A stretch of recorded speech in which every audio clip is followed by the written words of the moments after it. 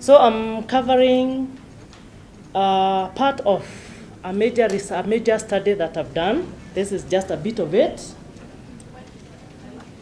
on predictors of omphalitis among spontaneous vertex delivery neonates in Nakuru County Hospital, Kenya.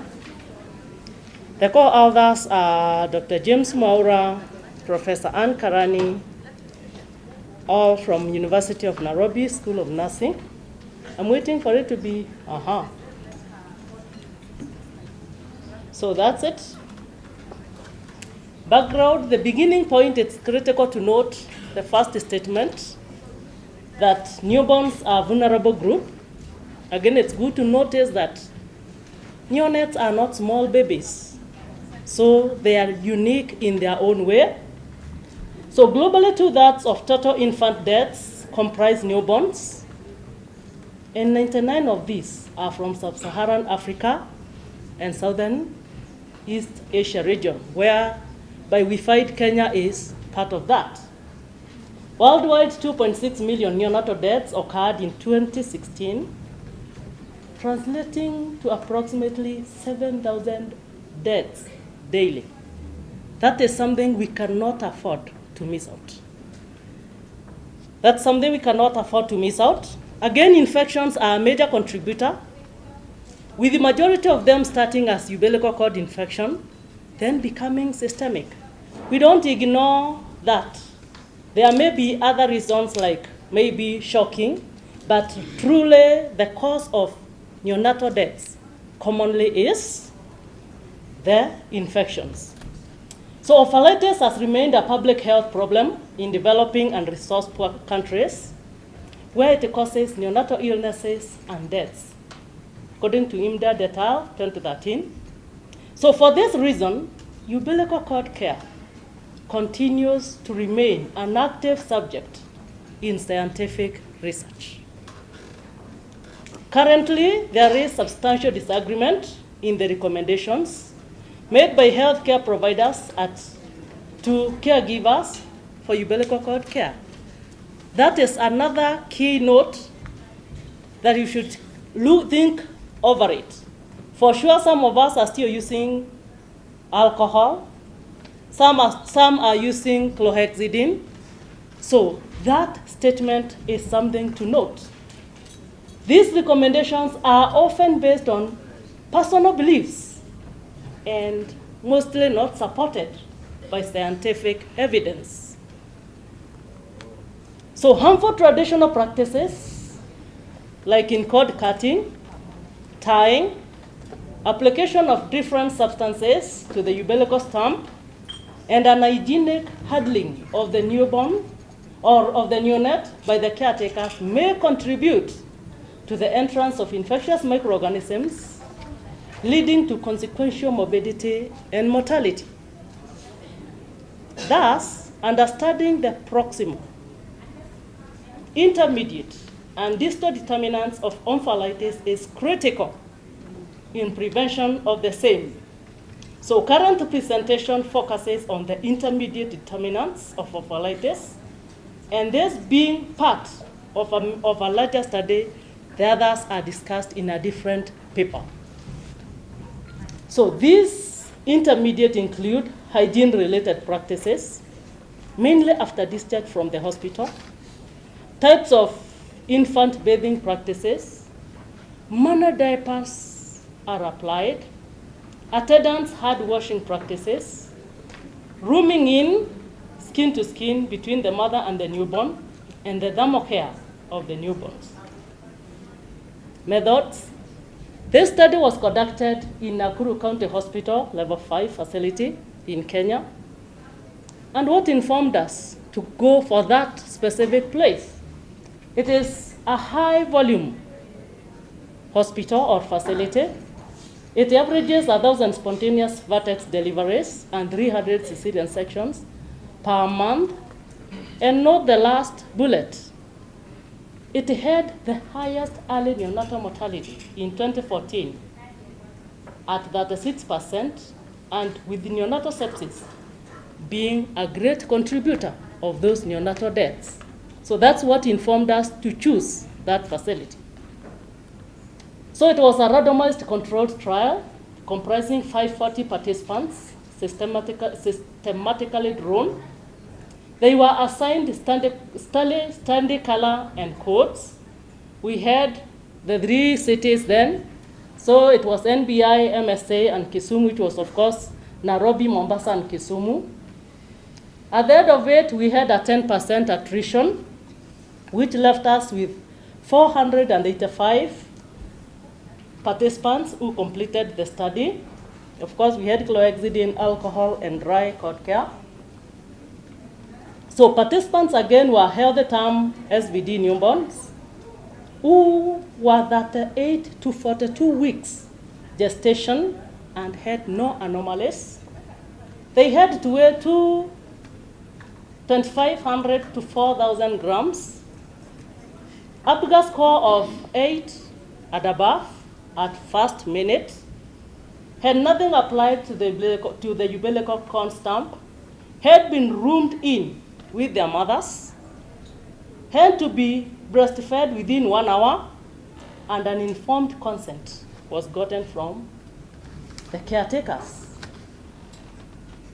The demographic information, the questionnaire gathered demographic information and relevant history from the caretakers, information on cord care practices, initiation of breastfeeding, thermocare and rooming in, diaper application, and hand washing practices. Again, within 12 hours of birth, every neonate, and on the 7th day post-delivery on follow-up, there was a collection of umbilical cord swab by a qualified laboratory technologist using a dry sterile swab, which was soaked in Ames transport medium, labeled with the baby's code and delivery date, and transported in storage medium. It was cultured in the blood agar, that is Makonke agar plates, and incubated for 24 to 48 hours at 37 degrees centigrade. Then bacterial growth was monitored to identify presence of pathogenic microorganisms. In this specific study, Omphalitis was defined as pathogenic bacterial culture in the swab within 24 hours, showing either single isolates or predominantly single isolates with or without any physical sign on the skin. That has been questioned in different publication papers that we have shared. And yes, we stood to defend it, that there can never be a physical sign without pathological bacteria in place. Yes? So we stood by that definition as per this study. So follow-up was at day 3, 14, 21, and 28 via phone calls for any physical signs of omphalitis and features of sepsis during the total neonatal period. On day 7, all the neonates were brought back to the facility for a follow-up umbilical cord swab and examination of the umbilical stump. This is because at birth, we took the swab before any intervention. Then they had to have the intervention for 7 days, then they come back so that we can evaluate the effectiveness of different methods. So messages, the mothers were given health messages on how to care for the cord stump and how to note infection signs at home, which included redness, foul smell, pus discharge, hotness of the body, and they were to report to the researcher if any such signs were noticed, because we didn't want them to just go and remain at home. So should you notice this, you should call us immediately, okay? So data analysis, raw data from Kobo Collect were coded and entered into Microsoft Excel, exported into SPSS version 22 for analysis. Descriptive statistics using frequencies and proportions were computed to describe the basic attributes of the respondents, as well as the occurrence of omphalitis. Chi-square tests and logistic regressions were performed to determine whether there were significant associations between the factor standard and occurrence of omphalitis. Again, effectiveness of the regimens were determined using multiple logistic regression by considering variables that revealed significant differences at p-values. The study was approved by the Institutional Review Board and permission granted by both Nakuru County and the facility administration. Informed consent was obtained from the participants. So, no statistically significant variance was found on social demographic and economic findings. However, some caretaker practices were statistically significant, and this is what we shall discuss, the ones who were significant. So hand hygiene was the leading one. Babies whose mothers were not washing hands when eating, not when eating, they had, the N was at 90, adjusted odds ratio was 2.4, but not a strong p-value of 0.04. So hand washing mainly prevents spread of pathogens through physical contacts. The hands are usually colonized by different microbes of different types, where we find the resident normal flora resides under the stratum corneum cells, and transient flora resides on the superficial layer, where it survives but does not multiply. It is usually acquired and transferred on direct contact with the contaminated environmental services and removable by routine hand hygiene. They are most frequently associated with infections. Similar to these findings were Blancowell, who indicated that hand washing by mothers during postnatal period led to all-cause reduced neonatal deaths. Also, Daniels and Ram asserted that hands of the individuals who take care for the many babies' needs are an important environmental source of infection. Hand washing is an affordable, inexpensive way of infection prevention among neonates. It is an acceptable, convenient, that is practicable in both middle and low income settings, according to WHO 2009.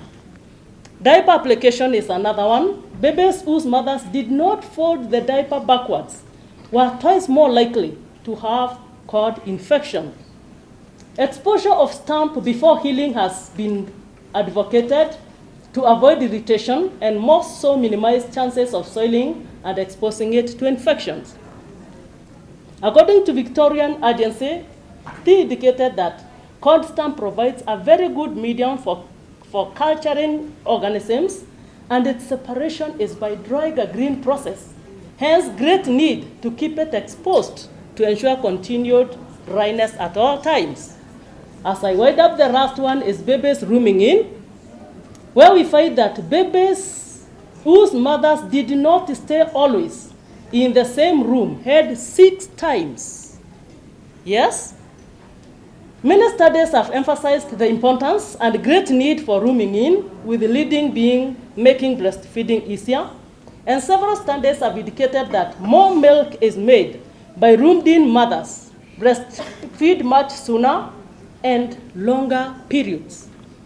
Further, roomed-in babies with their mothers drink more breast milk, leading to greater daily weight gain, as asserted by Yamchi. It is also much less likely for them to have jaundice and other infections. Yes, I'm winding up. So again, as I wind up, secretory, IgA, and lysozymes, white blood cells, and lactoferrin are all contained in the breast milk. It promotes growth of healthy lactobacilli, reducing growth of E. coli and other pathogenic gram-negative bacteria, and other observational studies have clearly shown impact of breastfeeding on specifically infection-related mortalities. So when a baby and its mother are continuously together, the baby is exposed to mother's skin, normal flora, which usually offer great protection. And our conclusion was, maternal and caretakers hand hygiene, folding back of diapers, rooming in are critical in prevention of omphalitis. And our recommendation is health education to mothers and caretakers on the importance of hand hygiene, diaper application, and rooming in is recommended to minimize omphalitis and consequential morbidities. Those are the publications. It is already published. It is in the public. And thank you.